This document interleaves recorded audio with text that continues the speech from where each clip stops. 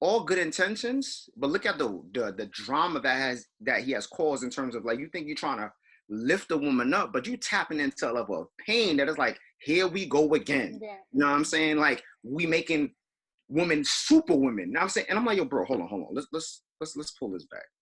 With 2 sizes too big, man? Like, what are you even doing, even choosing a coat that's 2 sizes too big, bro? Like, this is weird. Like simplistic talk. How does someone get a coat 2 sizes too big? What does that mean about your own self? You recognize that this woman was 2 sizes too big. You know And what I'm you saying? did So it anyway. you said what? You did it anyway. Right. Anyway, knowing put that you weren't yourself going to to her fit. anyway. Right. Your burden, you put your burden on her regardless. So at the end of the day, so you just devalued you as being a man, knowing that you fully recognized who she was and what she could bring to the table, and you didn't care. You went through and you gave her this burden now because she successfully defeated your game or successfully like revealed who she already was in the beginning. Now she deserves the praise, man. Like, that's crazy. It's crazy. Yes. And the thing is, like, this is an ongoing theme. All he did was put a trash idea with a spiritual, throw some spiritual, like, water on it. And, like, now it's like all of us are, you know, not all of us, but it's like everyone's like, oh, my God, this is so deep and so amazing. But the same thing, if you look at, like, for example, Jay-Z and Beyonce and, like, Gucci Mane and, like, you know, his wife, or all this idea that, like, women are supposed to prove their loves by like toiling away and like, you know, putting up with like what Ogu said, crazy, like things that no human should deal with.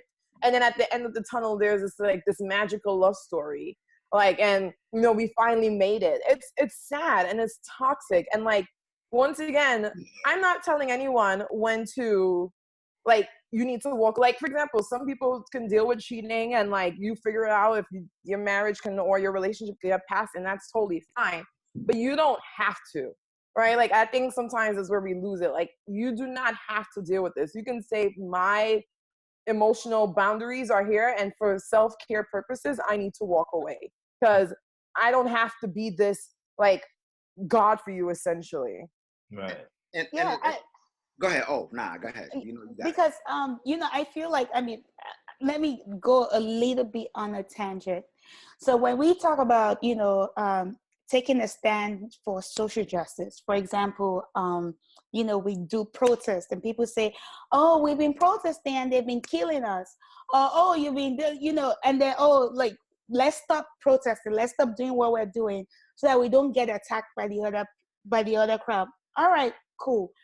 But I usually say, if somebody's like, if you offend me and I tell you that you're offending me, I don't need to have a conversation about that. You're offending me. Like, you know, you know you're offending me. So at the end of the day, people say, oh, turn the other cheek. I'm like, no, that's not what, I don't think that's what Christ meant. I don't think so either. Yeah, God wants you to protect your mind. If you're in a relationship or marriage that God cannot communicate with you in your mind because you're experiencing all this crap around you, that's not what God wants for you. Because you can't just be in a situation where you're like literally dying and you're saying for the sake of love. Like, no, like, what kind of love is that? Like, what?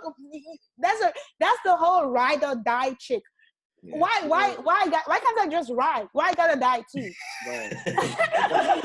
I ain't the one. Yeah, but the part of why we have these issues is because, and this goes back to what Reggie said as well. We don't define terms, or like, for instance, we don't define love, and I wrote about it before. Like, so I don't know if either of you, Reg or Ogo has seen this before. But there's a definition that that's by a psychiatrist named M. Scott Peck. And he says, he's defining love, and he says, or he defines love as the will to extend oneself for the purpose of nurturing one's own or another's spiritual growth. Right? So the will to extend. So let me continue. He says also, love is as love does. Love is an act of will, namely both an intention and an action. will also implies choice. We do not have to love, we choose to love. Mm-hmm. And so, and I'm getting that from Bell Hooks' book, All About Love. And she talks about how... Who's Bell Hooks? I'm sorry. Bell Hooks, she's an author. More than an author, speaker, smart person. I don't know. But like an inspirational person. Okay. Yeah, I'll tell you more about her in a bit. But in this book, All About Love, she talks about how she had to learn that she wasn't loved by people who all her life she thought were giving her love. Like her parents, she was saying, I thought that they were loving me, but what I was mistaking for love was actually just care. Mm. And she's saying you can't actually, you're not actually loving somebody if you're not meeting this definition. The will to extend oneself for the purpose of nurturing another's spiritual growth. It can be your own, but for this, we're talking about another. So with that definition, the wife was meeting that definition. Right. Extending herself for the spiritual growth of him. But he's not meeting that definition because he's not extending himself for her. He's being the burden for her and stopping her from being able to love. And so when you're in a situation like that, the trauma that comes from that, you're there convincing yourself that that you're being loved by your significant other when all you're getting is really just care and like some affection. And to dive deeper in that too, like, because she did come out after and say, I don't know if any of you guys saw it, but like basically, you know, kind of the flip side of this argument that in all relationships, like people go through things and like they help each other grow and things like that, which like, and I don't want to come off as I am saying that's not part of it. Like I get in relationships, like you will hurt each other, right? Like there's this, one of my favorite New York Times article on the basically like modern day dating. They have like a modern day dating or, you know, marriage series, whatever. And they said if we were more self-aware, we would start off our dates with like how, you know, what is your crazy and what trauma have you had in life?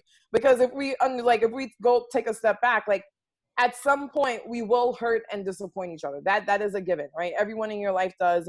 And it's not necessarily from a malicious place, but because like, you know, we talk about doing unto others as you do unto yourself. But I had this conversation with someone earlier today.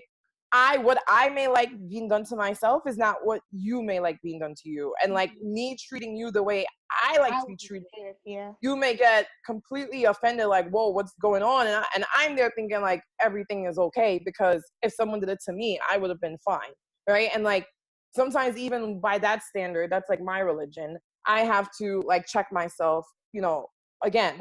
But my point is that I don't think anyone is saying to you, you don't have to like go through a relationship, and a relationship doesn't have its, you know, tribulations and trials, whatever. But I think that there is a limit. And if it seems to be very one-sided as at least what he portrayed it to be, then you have to ask yourself about the health of this relationship, you know, at all. Yeah. I totally agree because it's not a matter of I'm lazy, like I don't want to put in the work in the relationship. It's a matter of I would not be a slave. Like you are not gonna turn me into a slave. We're both supposed to be equally yoked. So if you're 2 sizes bigger, I should be 2 sizes as well. So that we're both carrying each other's burden. But if you're 2 sizes bigger and I'm just one, you know, you only, maybe I'm a size 0 and you're a size 2 and I'm just a size 0 lifting size 2, you've turned me into a slave. Like when we're not equally yoked, you get most of the benefits and I'm out here slaving for you so that you can be happy. What are you doing to make me continue doing what I'm doing to help you? like progress. And going to your point, look, like, think about how he puts this. Like, you got the lid and the coat comparison. I think this is going to be a lifetime quote. Look, Like, man, you got the lid. can we just say where some of these pastors be going with their metaphors and their Nobody. You see, back in the day, right? Like back in the day, there would be something called like the gill. I don't know if anybody's familiar with that. Like, you would just like smack somebody behind the head. Like, yeah, of course. Yeah. I think those things to be enforced again. You know what I'm saying? Because some of the stuff is just, anyway, nonetheless. The cameraman just come from behind like, like, hold on. You know what I'm saying? Let me help you reorient. You know what I'm saying? But think about this, right? He said, he compared her, or he put her in a place of a lid and a coat, right? Two things that I looked at it on the flip side when I was thinking about it. I was like, hold on. Well, what gives, a lid has its purpose, a coat has its purpose, right? Fully functional, independent of the individual, right? But how he presented it was like, well, she's a lid because I'm a container. She's a coat because I'm a person, so I give her purpose. You think what I'm saying? Like, he's the center of it all. He's the center of it all. The center. He has all the good stuff in it. She's just the thing on top that can be there or can be removed. And then what he then further goes to say is like, well, if she's a lid, well, she'll prevent. And I'm like, she'll prevent? She doesn't secure? Like, okay. And if she's a lid and a covering, right? That's what he was saying. Like, she's a covering over him, not a lid. No, she like, said that. He said both. He said both. The was the covering. Yeah. No, you're right. You're right. What you're saying? Yeah. I realize what you're saying. Yeah. Wait. Say it again. Did I miss something? My fault.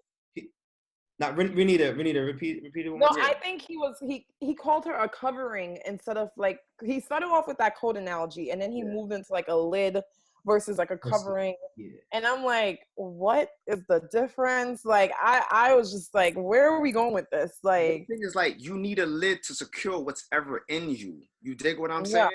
So at the end of the day, how he was saying it was like, well, it would prevent growth. Whereas the coat brings you to the end of the road. And I'm like, brother, if it's cold outside, I could wear a coat. But if it's summer, do I need the coat? Like, what are we talking about here? I think it's important to make the distinction that, like, I mean, we talking about what he said because it's wild, but I don't think anybody's like trying to attack him, but I think it's important that we address the ideology, and if the ideology is problematic, then we can't just let it rock. We got to say something about it, or else it makes it okay for the next guy to feel comfortable putting his wife or girlfriend through all kinds of nonsense because he thinks that it's okay and society says it's okay. And that, you raised a good point. I'm sorry with that, like, because a lot of people will look at this and like, he is a good man, he's a pastor and this and that, and he had good intentions in his words. And I think it was like flirted with earlier, like, actions need to be judged not only by intentions but impact, right? Like, one of my favorite quotes is, the road to hell is paved with good intentions, right? Like, you can't, because I think we give people a pass. Well, oh, they're good. I feel like there's a term for it. I think it's called moral licensing, right? Where like, oh, this person they've done good things. So like, we can disregard one thing that they do, or like, but we know that, come on, look at him. He's a good person. You know, he didn't mean anything by it. And it's like, that is not a reason to like let things slide. Like, if we continue doing that, then as a society, where would we be if that's how we judge each other? Actually, like, we have to call out people. We all, right, whether good or not, like, do problematic stuff, right? And like, it takes someone else calling us out, like, that's actually not cool, and here's why, for us to move forward. And I think that is where like a lot of these conversations get stuck. Well, this person is good, and like, obviously they didn't mean it like that, so why are you so offended? You're complaining about nothing. And I think that's just a horrible mentality to have. Sorry, this is the same pastor. He said something in the past as well, that he said like, women should always carry themselves as wives, so that when the man is like trying to him, he was one too. I didn't know that was him. That was him. Finish it though. Yeah, like we should always present ourselves as wives, so that when a brother is, because when a brother is searching, he's looking for a wife. He's not looking for just any random girl. And I'm like, all right, cool. But is the brother presenting himself as a husband too? Like, so I'm just gonna be out here acting as a wife to every Tom, Dick, and Harry that crosses my way. But yeah, the Tom, Dick, and Harry are not husband material. Like, no, you can't. I mean, I get your analogy, but also put accountability on the brothers. Like, the burden is so much on the woman that the man doesn't have to do anything. Yeah. And not only that, just assuming that all of us out here want to be wives. You know, that's a whole, right? That's a whole other conversation. Yeah. Like, yes, all of us just dream one day of having a white picket fence and, you know, being Betty Homemaker, and like, that insane. I didn't know that was him. Yes, he went on this whole diatribe about the spirit of a girlfriend. Like, how, I don't even know what that meant. Yeah, no, that's a whole other like 40-minute conversation.